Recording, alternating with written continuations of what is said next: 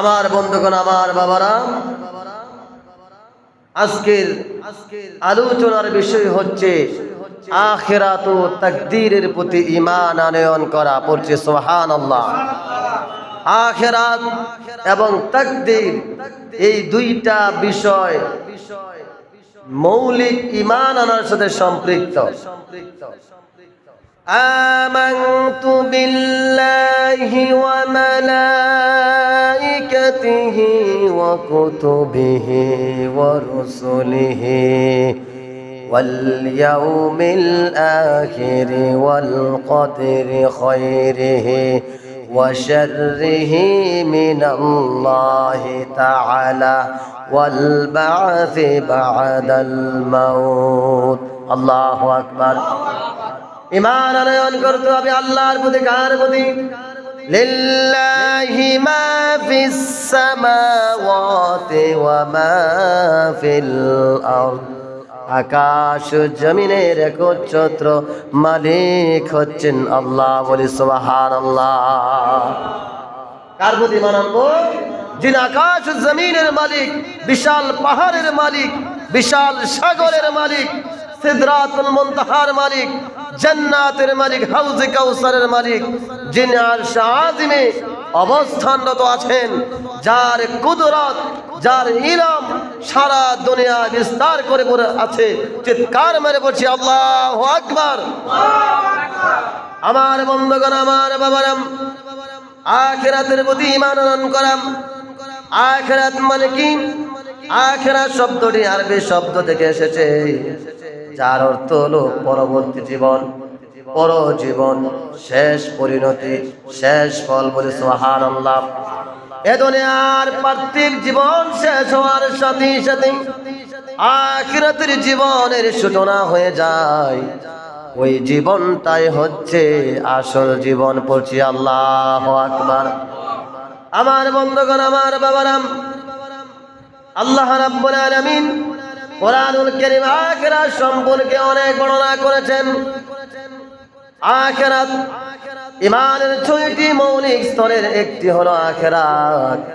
যে ব্যক্তি আখিরাত বিশ্বাস করে তার জীবন, চরিত্র, আমল বদলে যায়। বলে সুবহানাল্লাহ।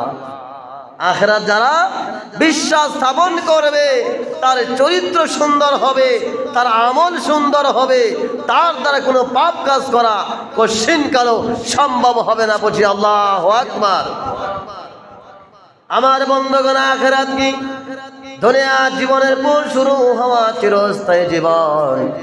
মৃত্যুর পর মানুষের জীবন শেষ হয়ে যায় না, বরং প্রকৃত জীবন আবার পুনরায় শুরু হয়। বলি আল্লাহু আকবার।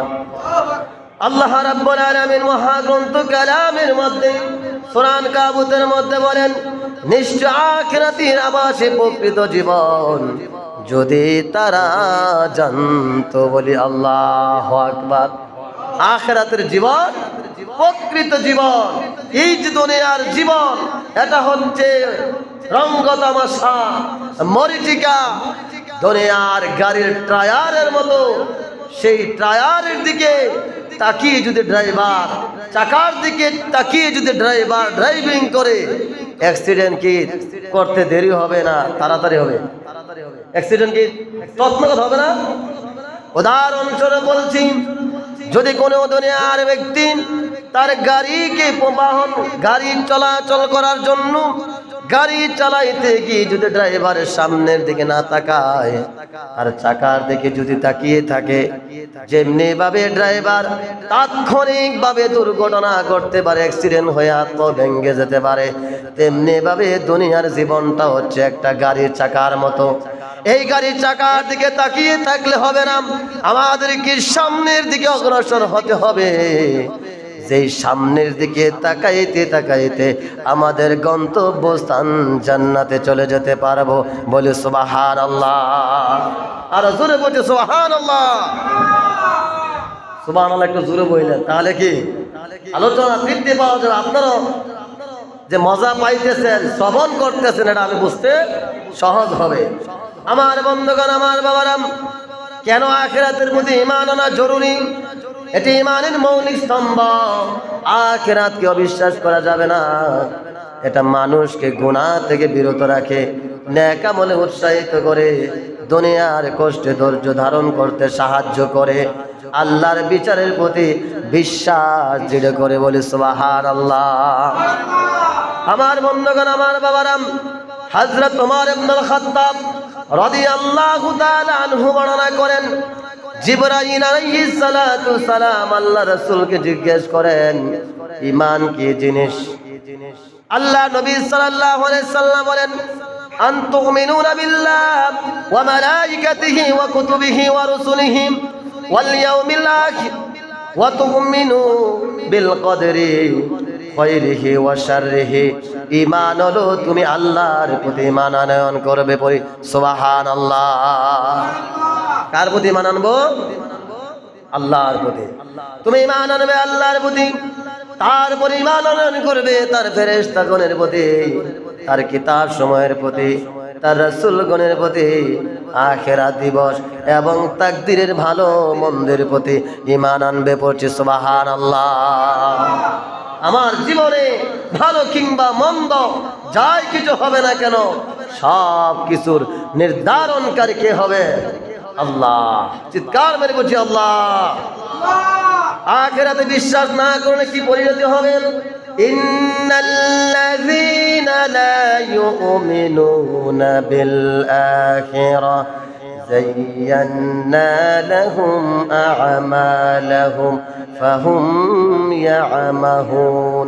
আল্লাহু আকবার।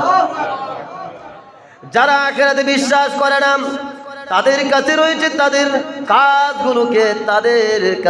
তাদের কাজগুলোকে আমরা শোভনীয় করে দিয়েছি। ফলে তারা পাগলের মতো বিভ্রান্ত হয়ে ঘুরে বেড়ায়। বলে না আউযুবিল্লাহ। আল্লাহ রাব্বুল আলামিন এই আয়াত দ্বারা আল্লাহ তাআলা বলছেন, যারা আখিরাতে বিশ্বাস স্থাপন করে না, যারা আখিরাতকে মানে না, যারা বলে দেয়ার ইজ নো গড, আল্লাহ বলতে কি, যা দেখি না তা বিশ্বাস করি না, যারা আল্লাহকে অস্বীকার করে, আখিরাতকে অস্বীকার করে, আল্লাহ রাব্বুল আলামিন বলেন তাদের জীবনের যত কাজগুলো রয়েছে সেগুলোকে আমি শোভনীয় করে দিয়েছি। ফলে তারা বিভ্রান্তের মতো ঘুরে বেড়ায়। বলে না আউযুবিল্লাহ। আমার বন্ধুগণ, বুদ্ধিমান সেই ব্যক্তি যে নিজের হিসাবে নিজে নেয়, যে ব্যক্তি মৃত্যুর পরের জীবনের জন্য আমল করে। তিরমিজির বর্ণনায় আল্লাহ নবী সাল্লাল্লাহু আলাইহি ওয়াসাল্লাম বলেছেন, বুদ্ধিমান ওই ব্যক্তি যে তার নিজের বুঝ নিজে বুঝে, যার নিজের আমল নিজে সুন্দর করে, পরকালের সামানা যে ব্যক্তি বুদ্ধিমান করে, বুদ্ধিমত্তা দিয়ে, যে বুদ্ধি খাটিয়ে, ব্রেন খাটিয়ে, জ্ঞান খাটিয়ে, যে নাকি আখিরাতের জন্য তার সামানা জোগাড় করে। বলে সুবহানাল্লাহ। আমার বন্ধুগণ, আমার বাবারা, আমরা দুনিয়ার আমরা দুনিয়ার জন্য কত পরিকল্পনা করি, কত প্ল্যানিং করি, কত পরামর্শ করি, অথচ আখিরাতের জন্য কতটুকু প্রস্তুতি নিয়েছি। মৃত্যু আমাদের খুবই নিকটে, অতি নিকটে। যে কোনো মুহূর্তে মৃত্যু আমাদের জন্য অবধারিত। আজ তওবা করি, নামাজ ঠিক করি, মানুষের হক আদায় করি, মানুষের হক না মারি, আখিরাতের পাতায় সংগ্রহ, আমরা এগুলো সংগ্রহ করি। আল্লাহ রাব্বুল আলামিন আমাদের কাছ থেকে যাররা যাররা পরিমাণ হিসাব তিনি নিয়ে থাকবেন। বলছি আল্লাহু আকবার। আল্লাহ রাব্বুল আলামিন কোরআনুল কারীমের মধ্যে বলেন, ফামান ইয়া'মাল মিসকালা যাররাতিন খায়রান ইয়ারা ওয়া মান ইয়া'মাল মিসকালা যাররাতিন শাররান ইয়ারা। আল্লাহু আকবার। ও বান্দা, তোমার জীবনী যাররা যাররা পরিমাণ ভালো কাজের হিসাব আল্লাহর কাছে দিতে হবে, যাররা যাররা পরিমাণ খারাপ কাজের হিসাব আল্লাহর কাছে দিতে হবে। আজকে দুনিয়ায় সামান্য একটা মেমোরি কার্ডের মাধ্যমে এখন থেকে 20 বছর 30 বছর আগের ডকুমেন্ট এখনো পাওয়া যায়। কথা বলে ঠিক কিনা? যদি মানুষের ব্রেনিং, এত ছোট্ট একটা মানুষ ক্ষুদ্র ব্রেন দিয়ে যদি এত প্রযুক্তি তারা তৈরি করতে পারে, এই যদি হয় মানুষের জ্ঞান, না জানি আমার আল্লাহর জ্ঞান কত বড় সীমাহীন। চিৎকার মেরে পড়ছি আল্লাহু আকবার। আর জোরে বলছি আল্লাহু আকবার। আমার বন্ধুগণ, আমার বাবারা, তাহলে আল্লাহ রাব্বুল আলামিন যাররা যাররা পরিমাণ আমার আমলনামার হিসাব নিবেন। এজন্য খবরদার, এজন্য সাবধান হয়ে যান।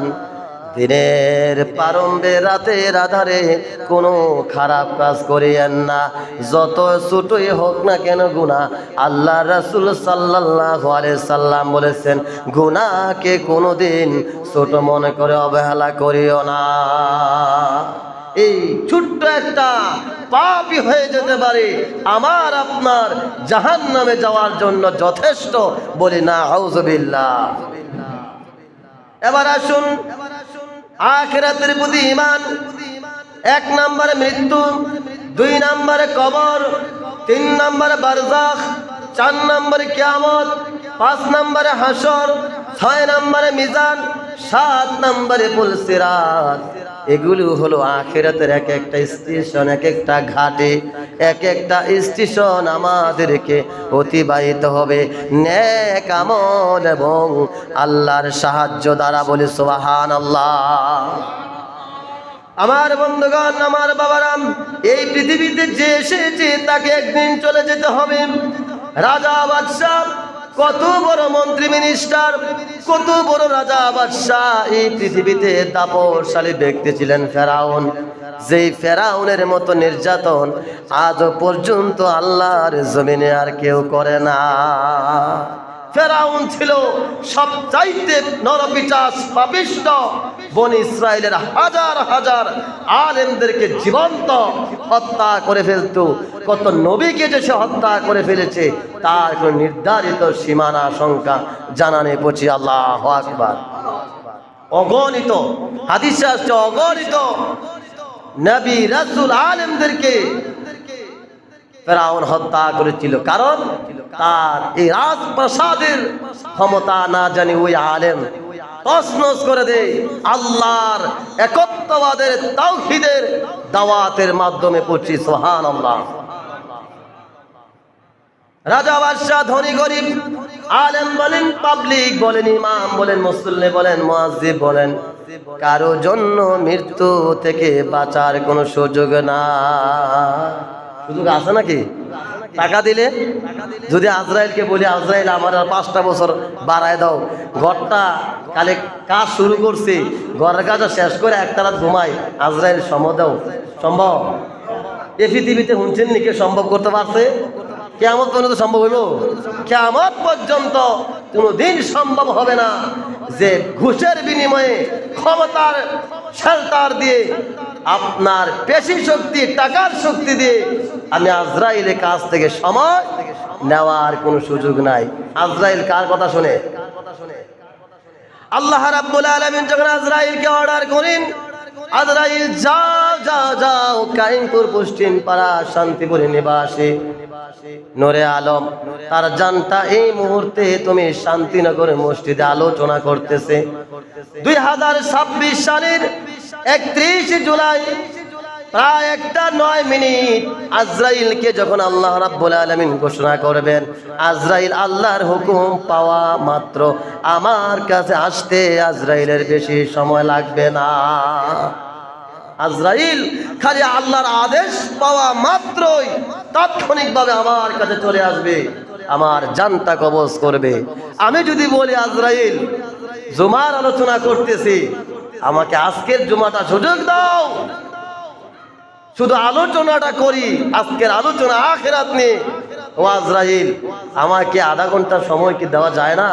আমি তো খারাপ কাজ করতেছি না, আমি তো ভালো কাজ করতেছি, কোরআন হাদিসের সঠিক কথাগুলি বলতেছে। আজরাইল তুমি আল্লাহর কাছে বলে আমার জন্য 30টা মিনিট বাড়িয়ে আনো না, বলেন তো এটা কি সম্ভব হবে? সম্ভব হবে? কোনদিন সম্ভব হবে? আমি আরো ভালো কাজ করলো, সারাদিন সাজদা পরে থাকলো। এজন্য আল্লাহ বলেন, বান্দা তুমি যেখানে থাকো, যেখানেই যাও, মৃত্যু তোমাকে পাকড়াও করবে। একটা মুহূর্ত আগেও তোমার রূহ কবজ করা হবে না, একটা মুহূর্ত পরেও তোমার রূহ কবজ করা হবে না। আল্লাহু আকবার। আল্লাহ রাব্বুল আলামিন সূরা আনকাবুতের মধ্যে বলেন, কুল্লু নাফসিন যায়িকাতুল মাউত সুম্মা ইলাইনা তুরজাউন। আল্লাহু আকবার। প্রত্যেক প্রাণীকে মৃত্যুর স্বাদ গ্রহণ করতে হবে। এই জমিনের মধ্যে, দুনিয়ার মধ্যে আল্লাহ যত মাখলুকাত আছে, যে নাকি জন্মগ্রহণ করছে, এই মাত্র যদি জন্মগ্রহণ করে তাকেও মৃত্যুর স্বাদ গ্রহণ করতে হবে। মৃত্যু থেকে পলায়ন করে কেউ বাঁচতে পারবে না। তারপর তোমাদেরকে আমার কাছে ফিরিয়ে আনা হবে। আল্লাহ রাব্বুল আলামিন কুরআনুল কারীমে বলেন, আইনামা তাকুনু ইউদরিকুমুল মাউত ওয়ালাউ কুনতুম ফি বুরুজিন মুশাইয়াদা। তোমরা যেখানে থাকো না কেন, মৃত্যু তোমাদেরকে পাকড়াও করবে। যদি তোমরা সুদূর দুর্গের মধ্যেও থাকো বান্দা, তুমি যেখানে থাকো, যে অবস্থায় থাকো বান্দা, তোমাকে মৃত্যু গ্রাস করবে। আল্লাহু আকবার। এবার আসুন মৃত্যুর পর বারজাখ। মৃত্যুর পর মানুষ বারজাখ নামক জগতে প্রবেশ করে, এটি কিয়ামত পর্যন্ত অপেক্ষার জীবন। আল্লাহ রাব্বুল আলামিন কুরআনুল কারীমের মধ্যে বলেন, তাদের সামনে পুনরুত্থান দিবস পর্যন্ত একটি বারজাখ অন্তরাল থাকবে বলে। আল্লাহু আকবার। এবার আসেন তৃতীয় নাম্বার, কবরের প্রশ্ন। সহিহ হাদিসে এসেছে, মৃত্যু ব্যক্তির কাছে দুইজন ফেরেশতা আসবেন, মুনকার ও নাকির। তারা তিনটি প্রশ্ন করবে। মান রাব্বুকা, তোমার রব কে? মান দীনুকা, তোমার দিন কি? মান নবিয়ুকা, তোমার নবী কে? মান রাব্বুকা, তোমার রব কে? যদি আপনি আল্লাহর বিধান দুনিয়াতে পুরোপুরিভাবে যদি পালন করে যেতে পারেন, আপনি বলবেন রাব্বুনাল্লাহ, আমার রব আল্লাহ। মা দীনুকা, যদি জীবন্ত অবস্থায় সারা জীবন ইসলামের বিরোধিতা যদি করে থাকেন, আলেমদের বিরোধিতা যদি করে থাকেন, ইসলামী রাজনীতি দলদের বিরোধিতা যদি করে থাকেন, এক কথায় আল্লাহর দ্বীনের বিরোধিতা যদি কেউ করে, আল্লাহর কোরআনের বিরোধিতা করে, আল্লাহর নবীর আদর্শের বিরোধিতা যারা করে, তারা কবরের বারজাখের মধ্যে এই কবরের প্রশ্নের জবাব দিতে পারবে না। নাউযুবিল্লাহ। 3 নম্বরে, মান নবিয়ুকা, তোমার নবী কি? হাদিসে 2 রকম বর্ণনা এসেছে।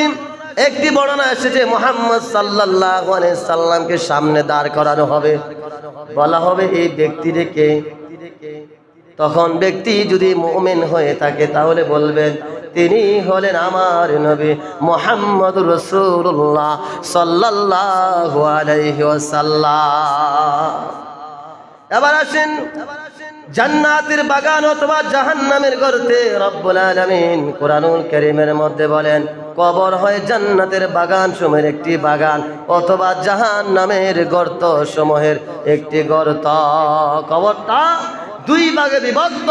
যারা জান্নাতি তাদের জন্য কবরটা কিয়ামত আগ পর্যন্ত ওই কবরটা জান্নাতের বাগান হিসেবে সে ব্যক্তি উপভোগ করতে থাকবে বলে সুবহানাল্লাহ। আর ব্যক্তি যদি জাহান্নাম হয়, ওই যে আখিরাত শেষ বিচারের আগ পর্যন্ত ওই কবরটাকে আল্লাহ রাব্বুল আলামিন জাহান্নামের একটা ভয়ঙ্কর গর্ত হিসাবে তাকে আল্লাহ তাআলা দিয়ে রাখবেন বলি না আউযুবিল্লাহ। আমার বাবারা, বন্ধুরা আমার, আল্লাহ রাব্বুল আলামিন বলেন, ফাআম্মা মান উতিয়া কিতাবাহু বিয়ামিনিহি, যার আমল নামা ডান হাতে দেওয়া হবে ওই ব্যক্তি জান্নাতে যাবে বলে সুবহানাল্লাহ। ওয়া আম্মা মান উতিয়া কিতাবাহু বিশিমালিহি, যার আমল নামা বাম হাতে দেওয়া হবে, পিছন দিক থেকে বাম হাতে দেওয়া হবে, ওই ব্যক্তি জাহান্নামে নিপতিত হবে বলে নাউযুবিল্লাহ। এবার আসেন মিজান মানে আমলের পাল্লা। আল্লাহ রাব্বুল আলামিন কোরআনুল কারীমে সূরা আম্বিয়ার মধ্যে বলেন, কিয়ামতের দিন আমি ন্যায় বিচারের পাল্লা স্থাপন করব। এই ন্যায় বিচারের পাল্লার মধ্যে কোনো দুর্নীতি থাকবে না, কোনো জুলুম হবে না, কোনো বেইনসাফি হবে না। কারণ আল্লাহ রাব্বুল আলামিন হলেন ইনসাফকারী। দুনিয়াতে যে ব্যক্তি যে পরিমাণ পাপ কাজ করবে, গুনার কাজ করবে, একটু বেশি একটু কম, আল্লাহ তার আমলনামায় প্রতিদান দেবেন না। 8 নম্বর পর্ব হচ্ছে পুলসিরাত। রাসূল সাল্লাল্লাহু আলাইহি সাল্লাম বলেছেন, জাহান্নামের উপর একটু সেতু থাকবে, যেই সেতুটা স্থাপন করা হবে, মানুষ তাদের ঈমান আমল অনুযায়ী তা অতিক্রম করবে।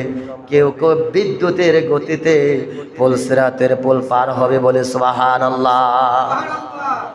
কেউ বাতাসের গতিতে, কেউ দৌড়ে, কেউ হেঁটে, আবার কেউ জাহান্নামে পড়ে যাবে। তাফসীরের মধ্যে এসেছে, এই যে পুলসিরাতের পুল, এই পুলসিরাতের পুলের নিচে জাহান্নামের একটা নদী থাকবে।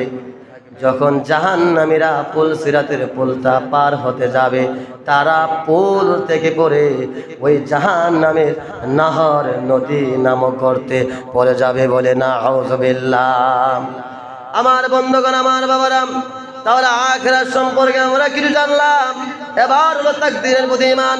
কোরআন ও সহিহ হাদিসের আলোকে তাকদীরের প্রতি ঈমান আনার ব্যাপারে কিছু বিধান দিচ্ছি। প্রিয় ভাইয়েরা আমার, তাকদীরের প্রতি ঈমানের দলিল, আন তুমিনু বিল্লাহি ওয়া মালাইকাতিহি ওয়া কুতুবিহি ওয়া রুসুলিহি ওয়াল ইয়াউমিল আখির ওয়া তুমিনু বিল কদরি খায়রিহি ওয়া শাররিহি। তুমি আল্লাহর প্রতি ঈমান আনবে, ফেরেশতাদের প্রতি ঈমান আনবে, আল্লাহর কিতাব সমূহের প্রতি ঈমান আনবে, তার রাসূলদের প্রতি ঈমান আনবে, আখিরাতের দিবসের প্রতি ঈমান আনবে, এবং তোমার জীবনে ভালো কিংবা মন্দ, তোমার জীবনে যা কিছু হবে, তোমার তাকদীরে যা আছে, এই তাকদীরের প্রতি ঈমান আনয়ন করা লাগবে। তা না হলে ঈমানদার হওয়া যাবে না। আমার বন্ধুগণ, আমার বাবারা, নিশ্চয়ই প্রত্যেক জিনিস নির্ধারিত পরিমাণ অনুযায়ী সৃষ্টি করা হয়েছে। তাকদীরের 4টি স্তর রয়েছে। কয়টি স্তর? তাকদীরের 4টি স্তর রয়েছে। আহলে সুন্নাত ওয়াল জামাতের আকীদা অনুযায়ী তাকদীরের 4টি স্তর রয়েছে। 1 নম্বর হচ্ছে আল্লাহ চিরন্তন জ্ঞানী। আল্লাহ অতীত, বর্তমান, ভবিষ্যতের সব কিছু জানে। জানেনি আল্লাহ? বিশ্বাস হয়নি না? আল্লাহ বুড়ো হয়ে গেছে, গা অসুস্থ হয়ে থাকা, এমনটাও সম্ভাবনা আছে না? আল্লাহ লয় নেই, ক্ষয় নেই, তন্দ্রা নেই, নিন্দ্রা নেই, দুর্বলতা নেই, বার্ধক্য নেই। আল্লাহর কোনো দুর্বলতার কোনো সুযোগ নেই। সে আল্লাহ রাব্বুল আলামিন, তিনি অতীত, বর্তমান, ভবিষ্যতে কি হবেন সব কিছু আল্লাহ জানেন। লাউহে মাহফুজে লিখে রাখা, আল্লাহ সব কিছু লাউহে মাহফুজে লিখে রেখেছেন, বলি সুবহানাল্লাহ। 1 নম্বরে জানলাম কি তাকদীরের যে স্তর রয়েছে 4টি। 1 নম্বর হচ্ছে আল্লাহর চিরন্তন জ্ঞান। 2 নম্বর হচ্ছে লাউহে মাহফুজে লিখে রাখা। আল্লাহ আসমান জমিন সৃষ্টি করার 50,000 পূর্বে সমস্ত সৃষ্টির তাকদীর লিখে রেখেছেন, বলে সুবহানাল্লাহ। সহিহ মুসলিমের 2653 নম্বর হাদিসের মধ্যে এসেছে, আল্লাহ রাব্বুল আলামিন আসমান জমিন সৃষ্টি করার 50,000 বছর পূর্বে প্রত্যেক মাখলুকাতের তাকদীর তিনি লিপিবদ্ধ করে দিয়েছেন, বলে সুবহানাল্লাহ। 3 নম্বর হচ্ছে আল্লাহর ইচ্ছা। আল্লাহ যা চান তাই হবে, আর যা চান না তা হবে না। আমার আপনার জীবনে কিছু কিছু কাজ করতে গিয়ে আমরা বাধা পড়ে যাই, বাধার সম্মুখীন হয়ে যাই। এতে আপনি বুঝে নেবেন, যেহেতু বাধার সম্মুখীন হয়ে গিয়েছে, আল্লাহ হয়তো বা তারপরে উত্তম ভালো কিছু রেখেছে, বলে সুবহানাল্লাহ। প্রমাণ পাইছেন না? এমন কিছু আমি পাইছি। আমার জীবনে কিছু কিছু সিদ্ধান্ত নিতে গিয়ে স্তব্ধ হয়ে গেছে, জাগাত স্টপ হয়ে গিয়েছে, ছেড়ে দিয়েছি আল্লাহর প্রতি। পরবর্তীতে সফলতা পেয়েছি, আলহামদুলিল্লাহ। আল্লাহর উপর ভরসা রাখলে হয়নি? হয়। হাই উতাস করা যাবে না। খাইলাম না, পড়লাম না, পাইছি না, খাইছি না, আরেক বেড়ার সম্পদ বেশি, আরেক ব্যক্তির টাকা বেশি, এগুলো দেখে হাই উতাস করার প্রয়োজন নাই। আমার বন্ধুগণ, আমার বাবারাম, আল্লাহ রাব্বুল আলামিন বলেন তোমরা কিছু ইচ্ছা করতে পারো না যদি আল্লাহ সৃষ্টিকুলের প্রতিপালক ইচ্ছা না করে। আমি ইচ্ছা করিলে সব কিছু করতে পারি না। 4 নম্বর হচ্ছে আল্লাহ সব কিছু স্রষ্টা। আল্লাহ সব কিছু স্রষ্টা। আল্লাহ রাব্বুল আলামিন বলেন ওয়াল্লাহু খালাকাকুম ওয়া মা তা'মালুন। আল্লাহ তোমাদের এবং তোমাদের কর্মকে সৃষ্টি করেছেন, বলি সুবহানাল্লাহ। মানুষ কি বাধ্য? আল্লাহ অনেকে বলেন সব হয়তো তকদির, তাহলে আমার আমল করব কেন? সব যদি তকদিরে লেখা থাকে তাহলে আমল করা দরকার কি? আমল করার দরকার না, অনেকে বলে না। এজন্য আল্লাহ রাব্বুল আলামিন বলেন যে ইচ্ছা করে ঈমান আনো আর যে ইচ্ছা করে কুফরি করো, দুইটাই আমি বান্দাদের উপরে ছেড়ে দিয়েছি, বলি সুবহানাল্লাহ। আমার বন্ধুগণ, আমার বাবারা, তাকদীরকে অজুহাত বানানো যাবে না। আল্লাহ চাইলে আমরা শিরক করতাম না, আল্লাহ তাদের অজুহাত গ্রহণ করেননি, তাই গুনাহ করে। এটা তো তাকদীর বলা সঠিক নয়। তাকদীরের ঈমানের উপকারিতা, বিপদে ধৈর্য আসে, অহংকার দূর হয়, আল্লাহর প্রতি ভরসা তাওয়াক্কুল বৃদ্ধি পায়, অতীত নিয়ে অতিরিক্ত আফসোস কমে, ভবিষ্যৎ নিয়ে অযথা ভয় কমে যায়, বলে সুবহানাল্লাহ। আমার বন্ধুগণ, আমার বাবারা, তাকদীর সম্পর্কে প্রচলিত ভুল ধারণার জবাব হযরত আলী রাদিয়াল্লাহু তাআলা আনহু বর্ণনা করেন। রাসূল সাল্লাল্লাহু আলাইহি সাল্লাম বলেছেন, সাহাবীগণ বলেন, হে আল্লাহর রাসূল, তাহলে কি আমরা শুধু তাকদীরের উপরে ভরসা করে বসে থাকবো নাকি? আল্লাহ নবী সাল্লাল্লাহু আলাইহি সাল্লাম বলেন, তোমরা আমল করো, তোমরা আমল করো, বসে থেকো না। প্রত্যেককে সে যার জন্য সৃষ্টি করেছেন তার জন্য সহজ করে দেওয়া হবে, এজন্য বসে থাকা যাবে না, আমল করতে হবে। গুনাহ করেছি এটা তো তাকদীরে লেখা আছে, বলা যাবে নাকি? না, বলা যাবে না। আল্লাহ মানুষকে বিবেক দিয়েছেন, ইচ্ছা শক্তি দিয়েছেন, বুধ শক্তি দিয়েছেন। আল্লাহ রাব্বুল আলামিন তাকে ভালো মন্দ বিবেচনা করার জন্য ক্ষমতা দিয়েছেন, বলে সুবহানাল্লাহ। আমার বন্ধুগণ, আমার বাবারা, দোয়া করলে কি তাকদীর বদলায় নাকি? এ ব্যাপারে ইখতিলাফ আছে। এখানে একটি গুরুত্বপূর্ণ বিষয় রয়েছে। রাসূল সাল্লাল্লাহু আলাইহি সাল্লাম বলেন, দোয়া ছাড়া তাকদীরকে আর কিছু প্রতিহত করতে পারে না। আল্লাহ তাআলা পূর্ব থেকে জানেন যে বান্দা দোয়া করবে এবং সেই দোয়ার মাধ্যমে কি ফল হবে, তাই দোয়া করাই তাকদীরের একটি অংশ, বলে সুবহানাল্লাহ। তাকদীর ঈমানের বাস্তব শিক্ষা। রোগ হলে চিকিৎসা করাতে হবে। এখন যদি বলি রোগ হয়েছে ঘরে বসে থাকি, তাহলে হবে নাকি? একটা মাধ্যম খুঁজতে হবে। রিজিকের জন্য হালাল উপায়ে পরিশ্রম করুন, সন্তানদের সুশিক্ষা দান করুন, বিপদে ধৈর্য ধারণ করুন, সুখে দুঃখে আল্লাহর শুকরিয়া আদায় করুন। বলবো আলহামদুলিল্লাহ। করিনি আমরা আলহামদুলিল্লাহ? আমরা বলি খাইছি না, পাইছি না, এই যে বিভিন্ন হাই হতাশ, এটা আমাদের দ্বারা আসলে উচিত না। কারণ আমার মতো কত মানুষ হাত নাই, পাও নেই, চোখ নেই, প্রতিবন্ধী, জিহ্বার সমস্যা, কথা বলতে পারে না, বাক শক্তি নাই, তাদের থেকে কি আল্লাহ আমাদেরকে ভালো রাখছে না? রাখছেনি? এজন্য আসুন, যে ব্যক্তি আখিরাত বিশ্বাস করে সে জানে প্রতিটা কাজের হিসাব আমাকে আল্লাহর কাছে দিতে হবে। কোন জুলুম বিনা বিচার থাকবে না, কোন জুলুম হবে না, বিনা বিচারে কেউ থাকবে না। ধৈর্যশীলদের প্রতিদান রয়েছে। তাকদীরের প্রতি ঈমান তাকে হতাশ থেকে রক্ষা করে, বলে সুবহানাল্লাহ। আমার বন্ধুগণ, আমার বাবারা, তাহলে আমি আপনাদের খেদমতে যে আয়াতটি তেলাওয়াত করেছিলাম, আল্লাহ রাব্বুল আলামিন কুরআনুল কারীমে বলেন, মিনহা খালাকনাকুম ওয়া ফিহা নুঈদুকুম ওয়া মিনহা নুখরিজুকুম তারাতান উখরা। আল্লাহু আকবার। খুবই একটি কঠিন আয়াত। ও বান্দা, আমি তোমাকে মাটি দিয়ে সৃষ্টি করেছি বান্দা, আবার দ্বিতীয়বারে মাটির ভিতরে তোমাকে ফিরিয়ে আনা হবে এবং আবার তুমি যখন মাটি হয়ে যাবে, তুমি যখন পাথর হয়ে যাবে, তুমি যখন নিঃশেষ হয়ে যাবে, আবার পুনরায় তোমাকে মাটির মধ্য থেকে হাসরের ময়দানে আমি আল্লাহ হাজির করব। বলে সুবহানাল্লাহ। দোয়াটা কোথায় বলি আমরা, কে বলতে পারবেন? এই দোয়াটা কোথায় বলি? কোরআন আয়াতরা যখন মানুষকে দাফন করে, মিনহা খলাকনাকুম ওয়া ফিহা নুঈদুকুম ওয়া মিনহা নুখরিজুকুম তারাতান উখরা। ও বান্দা, তোমাকে মাটি থেকে সৃষ্টি করেছি, আবার মাটিতে তোমাকে আনা হচ্ছে। তুমি যখন নিঃস্ব হয়ে যাবা, তোমার কোনো আলামত থাকবে না, তখন তোমাকে আবার এই মাটি থেকে সৃষ্টি করা হবে। বলছি আল্লাহু আকবার। আমার বন্ধুগণ, আমার বাবারা, আখিরাত নিয়ে যে কথাগুলো বলেছি, কঠিন কঠিন আয়াত, খুবই ভয়ঙ্কর আয়াত।